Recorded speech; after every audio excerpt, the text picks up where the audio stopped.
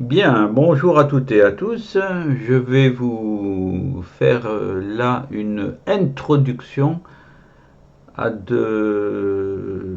ce qu'on peut appeler dans des cénacles, dans des milieux plutôt cultivés, élevés, de la géopolitique au niveau mondial. Oui, quelques principes généraux qui gouvernent le monde en quelque sorte. Ce sera en de nombreuses vidéos, une bonne douzaine. Voilà.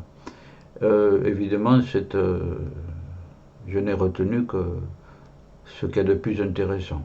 Ça va de soi, de toutes mes lectures. Voilà. Donc, c'est tiré de mon site de culture sociétale. C'est le module Relations internationales. Une citation de Bill Gates en 2012, il est sain qu'une partie des hommes politiques ait l'expérience du monde des affaires. Eh bien voilà, une belle citation. Le politique doit être financier aussi, il doit avoir quelques connaissances. Alors donc, c'est le programme numéro 1, le mondial. Dans le mondial, nous allons voir les fondamentaux, chapitre 1er.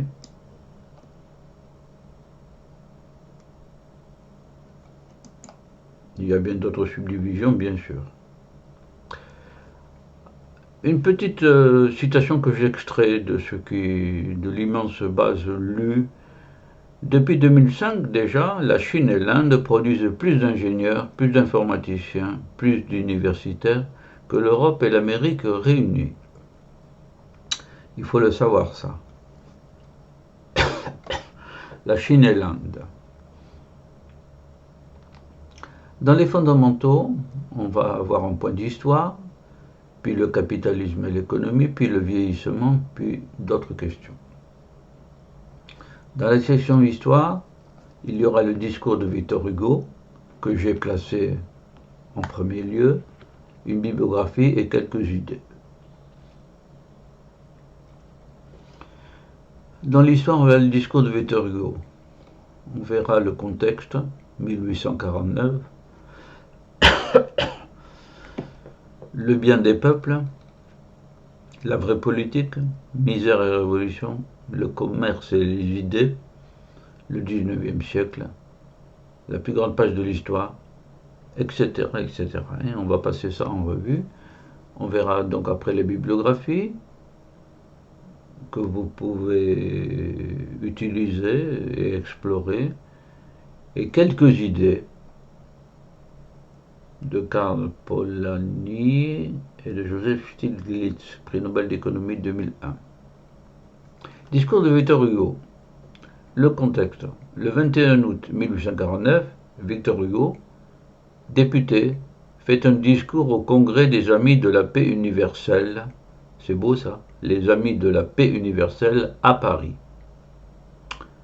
De ce discours, j'ai retenu ce qui suit. Vous avez un livre là de Max Gallo. Cette réunion d'esprits convaincus et graves qui ne veulent pas seulement le bien du peuple, mais qui veulent le bien de tous les peuples.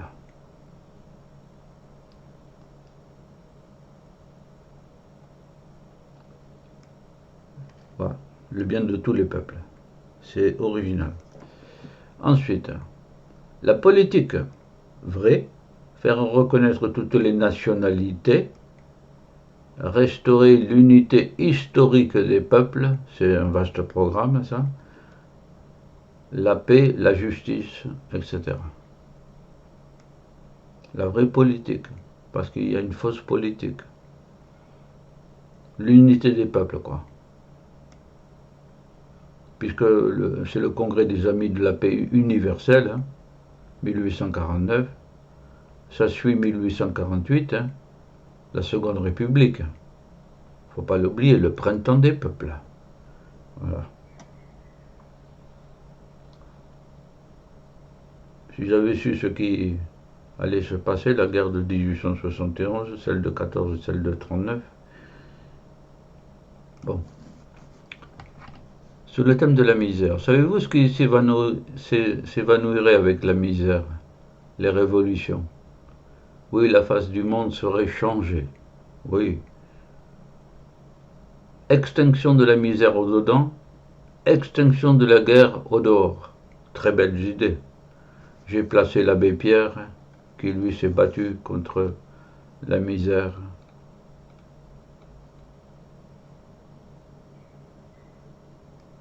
Oui, très beau ça. Le partage de la richesse. Pauvres gens. Oui. Toutes ces idées de 1849 mériteraient d'être. Elles méritent d'être lues aujourd'hui et mises en pratique. Un jour viendra où il n'y aura plus d'autre champ de bataille que les marchés s'ouvrant au commerce et les esprits s'ouvrant aux idées. Plus de guerre, plus de misère. Les esprits s'ouvrant aux idées. Ouais. Très belle citation aussi. Le 19e, donc. Nous vivons dans un temps rapide. Ah ben c'est pas nouveau, hein, donc la rapidité de notre époque, la hâte. À l'époque où nous sommes, une année fait parfois l'ouvrage d'un siècle. Grâce au chemin de fer, aux bateaux à vapeur. Avant peu, l'homme parcourra la terre comme les dieux d'Homère parcouraient le ciel en 3 pas. En 3 pas. Avec les fusées, hein. Les fusées sur la Lune, ça va vite aussi. Hein. Voilà, bon. L'Iliade et l'Odyssée, Homère, hein. Voilà. La plus grande page de l'histoire. Ne soyons pas injustes pour le temps où nous vivons. Le 19e siècle sera, disons, le hautement la plus grande page de l'histoire. Ah, le 19e. Ah ben, j'ai replacé quelques événements.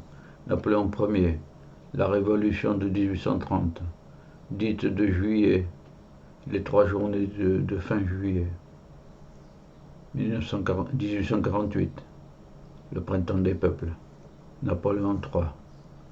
Louis XVIII, après Napoléon. Charles X, après le XVIII. Louis-Philippe, après Charles X. Voilà, la Commune de Paris et l'invention de l'avion, de la voiture et du train. Évidemment, c'est un siècle bouillonnant d'invention, de créativité et de révolution et d'idées. Voilà.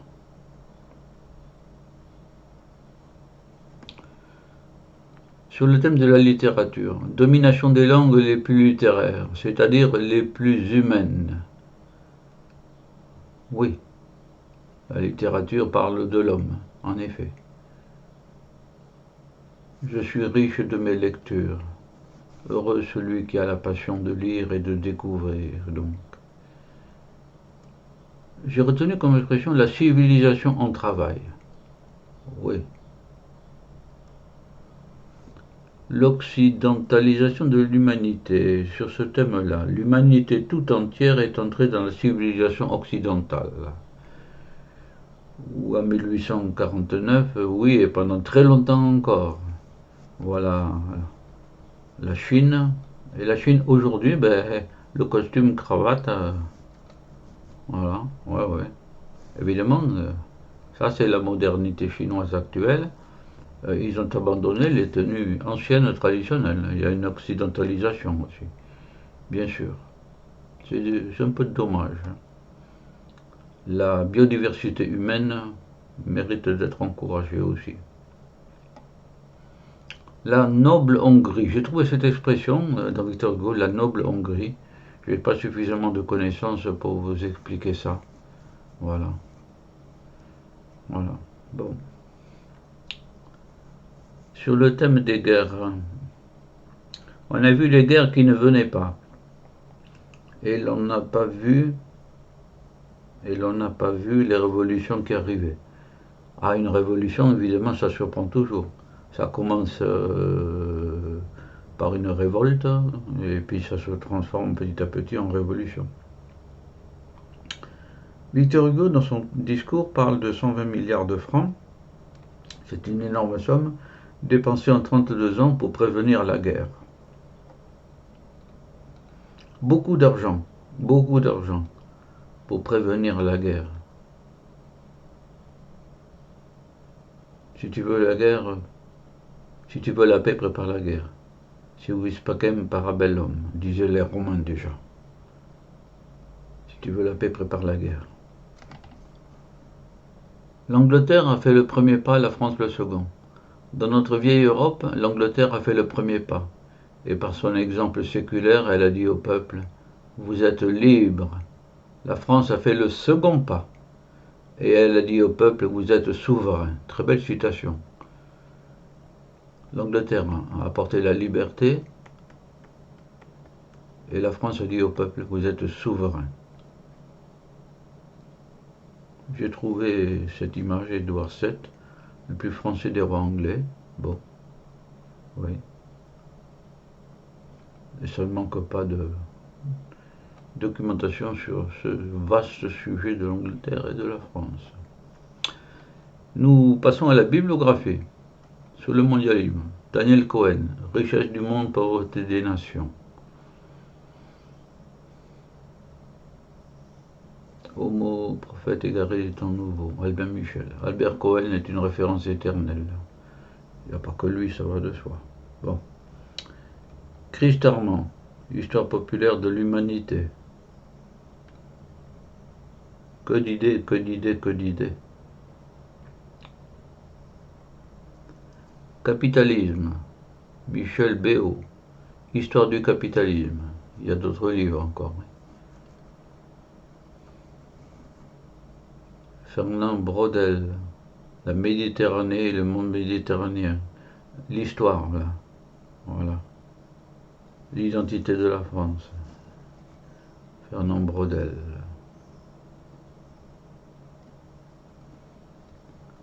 Europe. Patrick Verlet, L'échelle du monde. C'est un professeur de l'Université de Genève. Il étudie la première industrialisation de l'Occident.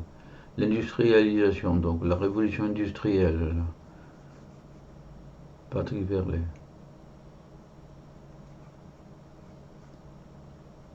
« 44. Karl Polanyi, La grande transformation. Un ouvrage classique. Ah bon, mais je ne connais pas. Moi. La grande transformation. Et puis il y a un site internet, Retro News. Site de presse de la BNF, Retro News. Pour voir, pour consommer des images beaucoup trop. Bon. Mais voilà. Quelques idées remarquables. Alors, la privatisation entraîne le populisme. La privatisation des ressources naturelles, du travail et de la monnaie, fin du 19e, ont entraîné des inégalités, du chômage et une réaction populiste.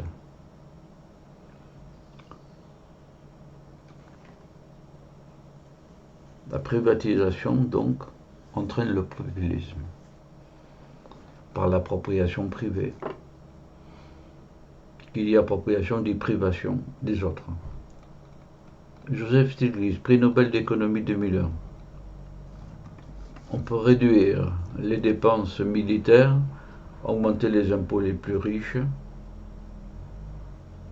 L'Europe doit se détourner des politiques d'austérité. Une Europe forte est bonne pour le monde.